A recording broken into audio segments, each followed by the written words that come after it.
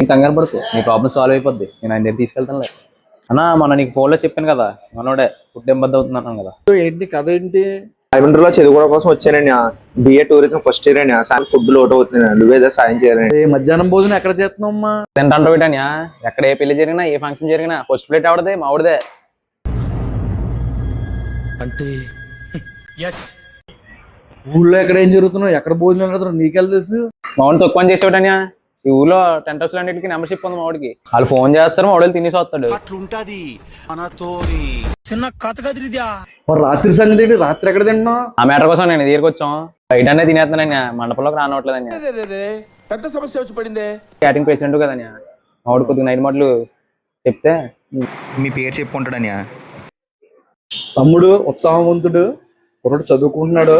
ఒక రాత్రి మాట్లాడు భోజనానికి అయితే ఇబ్బంది అవుతుందంట. క్యాటరింగ్ పేషెంట్ గా చెప్తున్నా, మండపంలో అయినా ఫంక్షన్ అయితే జరిగినప్పుడు కుర్రాడు వస్తాడు, కొంతమంది భోజనం పెట్టండి. కవర్ లో కూడా కావాలంటే కొత్త. తమ్ముడు ఓకే కదా? ఓకే మళ్ళీ రాకే.